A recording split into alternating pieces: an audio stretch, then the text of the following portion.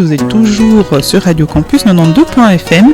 Et comme je vous le disais, aujourd'hui en studio, nous avons le plaisir d'accueillir Zams TV pour réaliser en partie l'interview de notre invité du jour pour la balade musicale, Paco Diatta. Alors je vais laisser la parole à Zams. Tu peux dire ça, Zams? Oui, bien sûr, tu peux dire Zams. Merci beaucoup pour cette occasion de faire cette synergie avec Radio Campus. Et bonjour à tous. Et nous avons donc l'honneur d'avoir avec nous Paco Diatta. Bonjour, Paco Diatta. Ah, bonjour Zam, bonjour aussi la diaspora chuchote. Artiste engagé. Voilà, si on veut, dans un style afrotronics. Et tu fais quoi exactement? C'est quoi? Est-ce que tu joues à quel instrument? Je joue la guitare acoustique, je compose avec la guitare acoustique, je suis aussi bassiste. D'accord. Et voilà, lead singer, plus le talking drum, les percussions. D'accord. Et c'est quoi le style de musique? Aujourd'hui, c'est vrai que c'est une question un peu obsolète de demander le style de musique. Est-ce que tu as un style de musique? Je fais de la world music. La musique, voilà, la musique du monde, mais j'ai créé l'afrotronics, c'est-à-dire un mélange de la musique de chez nous, plus de l'électro. Et tu es installé en Flandre, comment ça se passe là-bas? Très bien, ça s'est vraiment très bien passé en Flandre, avec le Number One Entertainment. Donc j'ai fait la première partie de Kimani Marley, pas mal, de Kokoti, de Eddie Kenzo, Generation. Donc on a partagé Afro-C, on a fait Bomba Clat Festival qui va bientôt se passer. C'est très difficile de vendre juste la musique comme ça parce qu'il y en a tellement beaucoup. Donc il faut créer, avec cette musique, il faut essayer de créer une histoire. Est-ce que c'est facile de s'intégrer comme ça en Europe en venant d'Afrique? Au début, c'était pas facile. Ben oui. Parce qu'au début, j'ai commencé à Bruxelles, passé chez Horloge du Sud, un peu, voilà, Flanagan's dans le temps, d'organiser moi-même, mettre des affiches un peu partout. Après, je me suis replié par le promoteur dans le Flandre, avec des cours de djembé et tout ça. Ça aussi, c'était une bonne base d'avoir 66 élèves, de travailler avec eux. Et puis voilà quoi, ça a commencé comme ça, apprendre le Nederlands et rentrer dans le système communal. Je pense que maintenant tu travailles dans une structure. Oui. Tu as un booker, un manager? Un booker, un manager, vraiment un label quoi, qui est Number One Entertainment. Qui est donc basé en Flandre. Qui est basé en Flandre. Et pourquoi le fait de vouloir venir maintenant en zone francophone? Mais parce que ça ne bouge pas, parce que je vois plusieurs années ça passe. Donc voilà quoi, je rentre le système francophone juste après quelques années, juste un concert avec voilà, la communauté sénégalaise. Et donc comme on est en Europe ici, je pense qu'il faut rentrer dans le système européen. Donc tu veux dire par là que le système néerlandophone reste quand même un tout petit peu fermé? Bon, plus ou moins, pas fermé, mais bon, ça tourne. Mais je ne sais pas pourquoi que ça ne peut pas rentrer dans l'autre côté. Et quel est le musicien africain qui t'a inspiré? Il y a Afro Bondi, il y a Femi Kuti, son papa, quoi, fait là, l'afrobeat. D'ailleurs, même j'ai fait la première partie de Femi Kuti à El Mediator, tout récemment avec le Touré Kunda. Donc ce sont des... Voilà, c'est quelque chose qui m'a vraiment touché depuis longtemps, depuis l'enfance, avec le Touré Kunda, bien sûr, qui sont revenus victorieux avec des disques d'or qu'on cherche encore.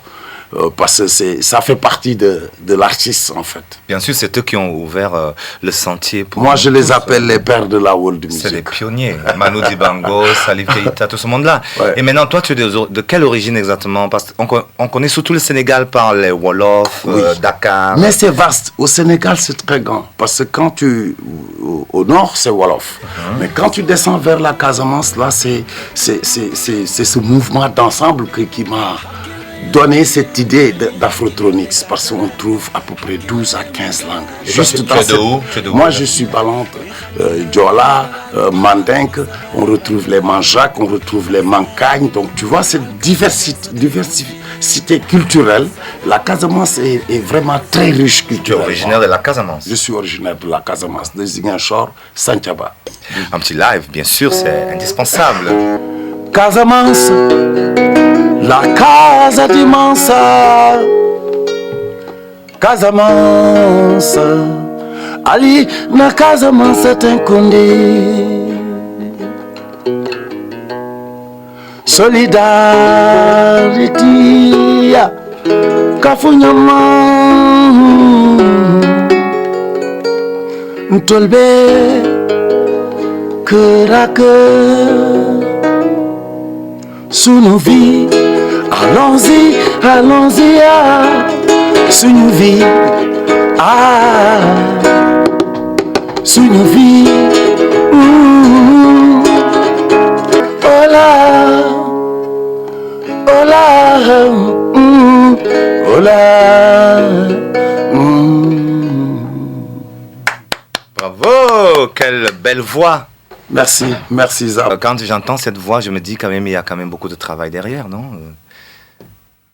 C'est naturel, on essaie de...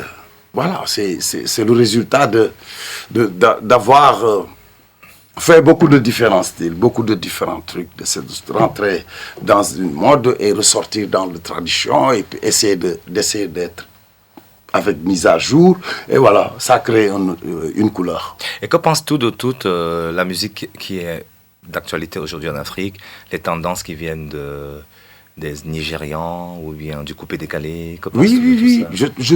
Ça, je pense d'abord, avant de rentrer dans le coupé-décalé, pour dire mes condoléances à toute la population ivoirienne. DJ Arafat. Parce que DJ Arafat, c'est une icône de l'Afrique. Donc, il a poussé vraiment la musique africaine. Donc, paix à son âme.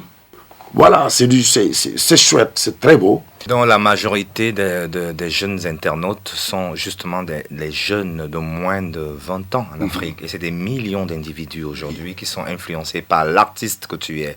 Donc quel message tu leur donnes, à part la toile, hein, quel message en tant qu'humain, quel exemple ils doivent donner à la famille, à la société, le jeune africain aujourd'hui? Qu'est-ce que tu lui dirais comme message? Du côté de la vie, en tant qu'humain, dans la société. Bon, là, c'est d'abord, tu vois, avoir un cœur, un grand cœur d'abord. Et travailler. Et aussi, si c'est la jeunesse africaine, c'est vraiment croire en eux. D'être fiers de ce qu'ils ont, d'être fiers de la personne, de cette Afrique qu'ils sont. Tu vois, parce qu'il y en a plein déjà qui ont tendance à imiter, par exemple, d'autres choses, à oublier quand même ce qu'ils sont réellement. À travers les voyages, il y a plein de gens, j'ai rencontré durant toutes ces tournées en France, ici, mais plein de gens qui ont oublié la culture. Et je me pose la question, plus tard, qui va relever cette Afrique? Ça, c'est une question. On est tous partis. Et on continue à partir, et il continue encore dans la jeunesse. Oui, mais c'est parce que les gouvernements, justement, sur place, qu'est-ce qu'ils font pour la jeunesse? On demande aux jeunes, restez. Mais qu'est-ce qui est fait? Qu'est-ce que nous, les artistes, on envoie comme message? C'est ça, c'est le retour. Peuple africain. Ouais. Qu'est-ce qu'on leur dit? Qu'est-ce que tu dirais aujourd'hui au gouvernement africain? Non, pour que les jeunes soient à l'aise. Oui, il faut aider les jeunes. Il faut arrêter toute cette dictature, il faut arrêter la corruption, il faut arrêter tout ce que tu vois, que le fait de vendre l'Afrique.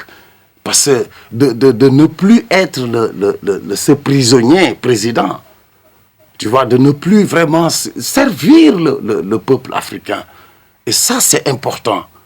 Parce que la jeunesse ose. Et la jeunesse peut vraiment réussir. Ils ont toute la technique. Quand tu regardes tout ce qu'ils font dans la toile et tout ce qu'ils peuvent faire, il y a vraiment un potentiel. Bien sûr. Donc maintenant, il faut quand le potentiel est là, il faut donner vraiment les moyens de pouvoir produire cela, de pouvoir vraiment injecter tout ce... Donc ça, c'est le message aux dirigeants. Maintenant, est-ce que les dirigeants ne sont pas les seuls responsables? Quel message tu donnerais à ces jeunes eux-mêmes? De bosser. Voilà. Aussi, de se lever tôt. Parce qu'il y en a plein qui pensent que la vie est facile. Et qui travaillent sur Facebook. On dirait que leur boulot, c'est Facebook. C'est Facebook, c'est virtuel. Facebook, c'est virtuel. Il y a la réalité à côté. Donc, il faut sortir de ce virtuel et pour concrétiser dans la réalité. Donc, il y a tout ce truc. Donc, voilà. Que la jeunesse, aujourd'hui, doit se lever. Il est temps. Ils doivent s'unir. Et c'est eux qui doivent porter ce mouvement pour aller faire face à changer le système gouvernemental. Le tama, dans la langue Wolof du Sénégal, et ça s'appelle talking drum. C'est un instrument qui parle. Qui parle. Voilà, qui parle.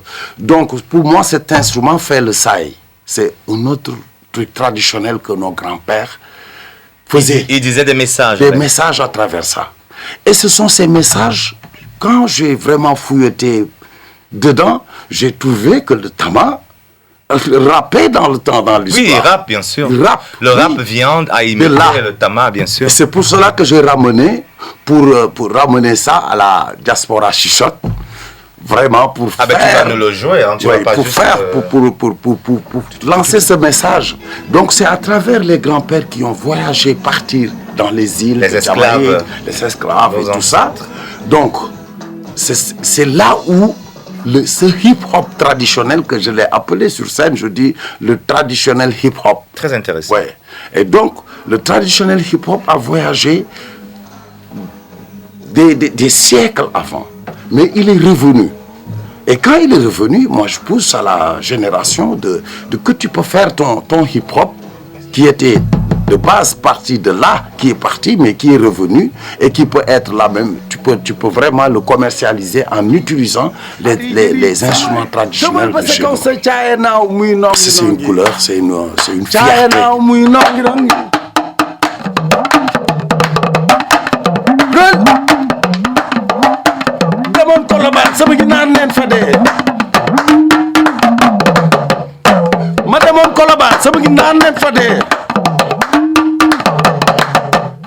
may wax ak moom di wax ak moom di wax ak moom Fada Ginaar ne ma noppi I will talk to her